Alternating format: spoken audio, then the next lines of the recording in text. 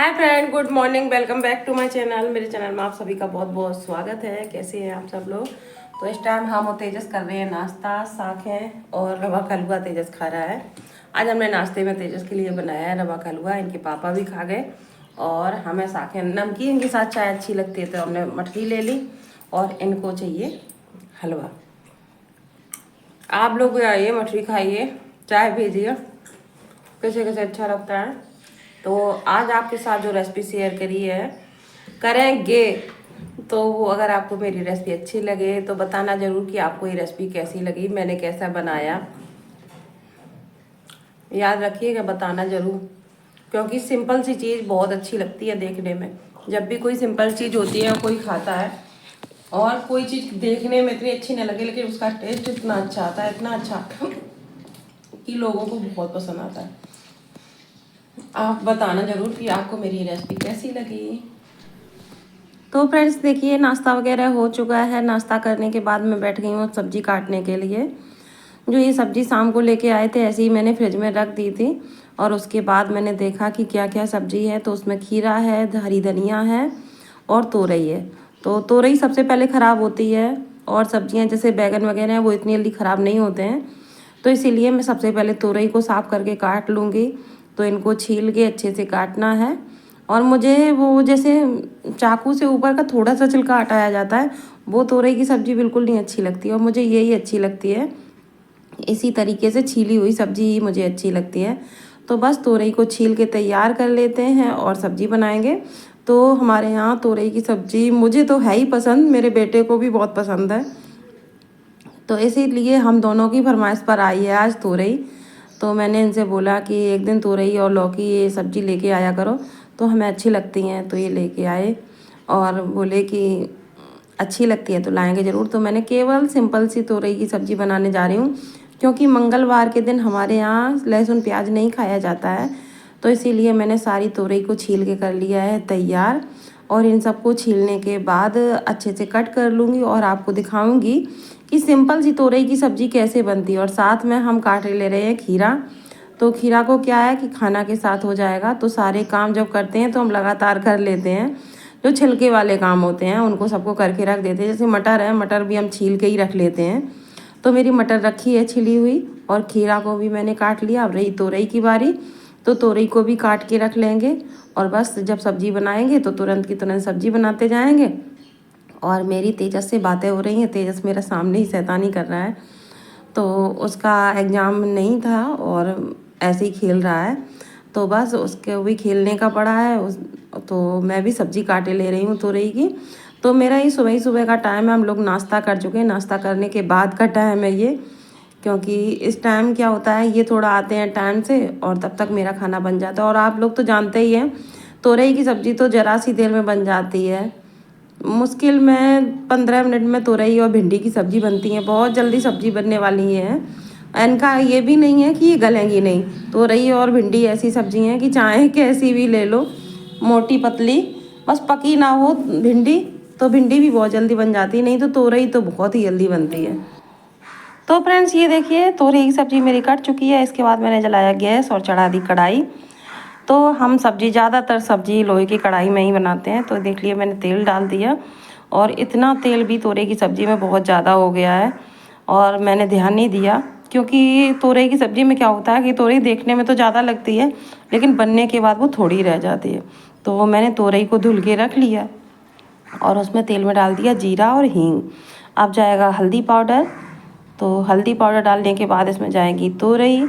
और फिर क्या करेंगे कि तोरई में पहले डाल देंगे, उसके बाद सारे मसाले डालेंगे। इससे क्या होता है, अच्छे से मसाले जलते भी नहीं हैं और अच्छे से मिल भी जाते हैं, दोनों बातें होती हैं।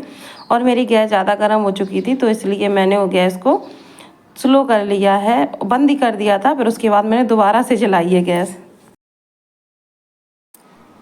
तो मैंने अब इसमें धनिया, हरी मिर्च, नमक और सूखा मसाला, सौंफ, जीरा का मैंने पीस के रख लिया था, वो डाल दिया। उसके बाद मैंने हरी मिर्च ली 3 और एक मैंने पहले ही उसमें काट ली थी तोरई की सब्ज़ी के साथ। और ये 3-4 मिर्च हो गई, पर्याप्त है। इसमें लाल मिर्च बिल्कुल भी सूखी नहीं डाली है, केवल धनिया और नमक डाला है। और इनको अच्छे से मिक्स कर देंगे और पानी एक बूंद भी नहीं डालना है और इसको अच्छे से ढक देंगे। तो मैंने इसको ढक दिया है गैस को स्लो करने के बाद। और देखिए तोरई पक चुकी है और अब इसमें जाएगा पिसी खटाई। तो मैंने अमचूर पाउडर इसमें डाल दिया है और इसको अच्छे से चला देंगे। और देखिए तोरई में कितना ज़्यादा पानी छूट के तैयार हो चुका है। और आप भी अपने घर में इसी तरीके से तोरई की सब्जी बनाइए और उसमें ढेर सारी धनिया डालिए। मुझे ढेर सारी धनिया बहुत अच्छी लगती।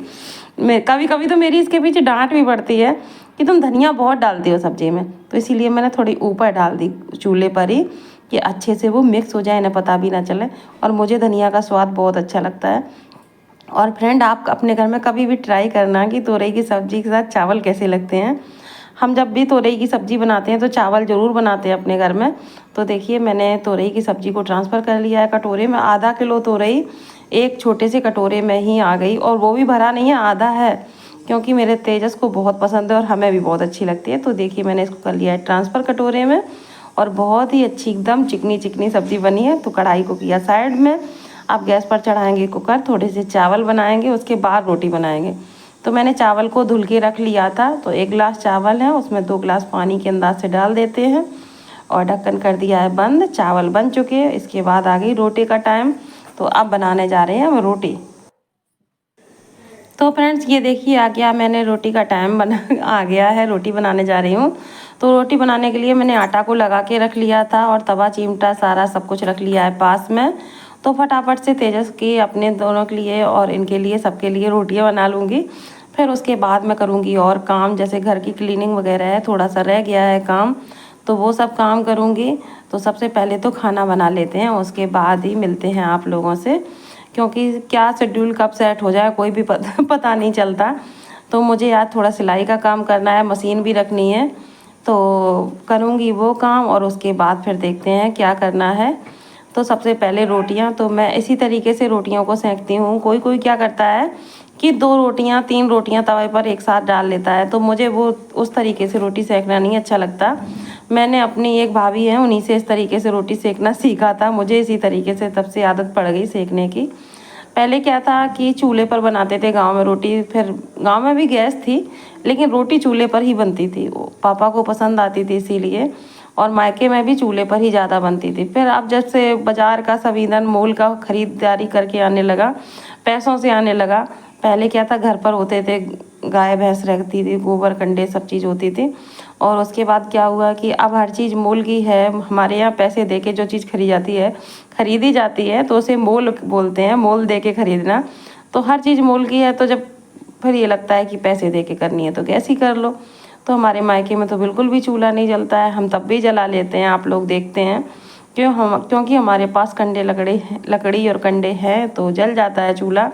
और मुझे आलस भी नहीं है, क्योंकि कुछ लोग क्या करते हैं, उन्हें तो बर्तन धुलने का भी आलस लगता है कि बर्तन साफ करने पड़ेंगे, बर्तन काले हो जाते हैं। और मुझे क्या लगता है मेरे हस्बैंड के 4 पैसे बच जाएं, बस मुझे इतना ही आराम मिल जाता है कि उनके 4 पैसे बच जाते हैं, थोड़ी गैस ज़्यादा दिन तक चलेगी। तो बस इसी वजह से मैं जला। तो फ्रेंड्स आज हम लड्डू बनाने जा रहे हैं। तो ये देखिए सारा लड्डू का सामान निकाल के रख लिया है।